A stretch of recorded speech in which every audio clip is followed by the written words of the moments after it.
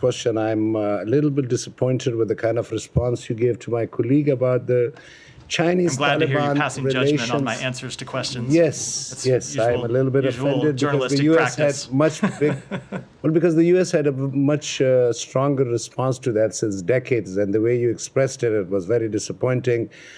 With regard to girls' education in Afghanistan, the U.S. has, since the beginning of the Taliban in the 90s, girls' education was one of the reasons why media outlets like me and the U.S. administration here, from this podium, I mean, you took it very light that you think that building relationship with Taliban without girls' education is a small thing, basically? Is that what you're giving hint here? I mean, I think you are taking the opposite interpretation from my remarks than what I said, which is that we very much want to see the rights of women and girls improved in Afghanistan. So, but that is very weak statement. The U.S. has let me just cut you off. Do you have a question? The U.S. has supported this girls' education issue in a much stronger sense.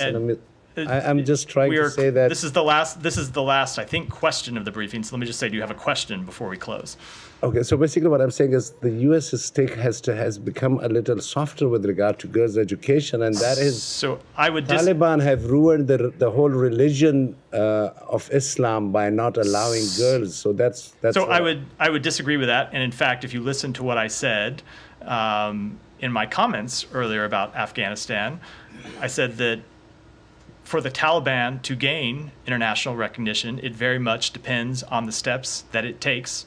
And one of the steps that we would expect to see them take would be to improve the treatment of women and girls in Afghanistan. And with that, we'll wrap for today. Yeah. The way Nike asked the question about China and how they're receiving the Taliban. I know you mentioned the U.S. policy toward the Taliban, but do you have any concerns about China actually receiving a representative of the Taliban in this context? So the only reason I'm not commenting on it specifically is I've seen also the Chinese government put out some statement that it has not changed their recognition of the Taliban. So I want to have actual clarity on what it is the Chinese government did before I make any formal assessment. With that, we'll wrap for today. Thanks, everyone. So, hold on a second. Yeah.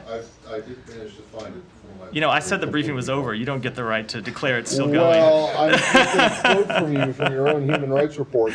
There was a lack of government accountability and abuses, including corruption and misconduct by security forces, and that often went unpunished. You better hurry before your service runs out. Fostering a culture of impunity among perpetrators, authorities seldom investigated or punished government officials for reported human rights abuses or acts of corruption. So what you're saying now is that you could see a situation in which the prosecution of the former prime minister is actually an improvement over what you found in the so certainly there are areas for improvement that we would welcome in Pakistan, but there's not an assessment we've made with this specific case. Right. Thank you. Thanks.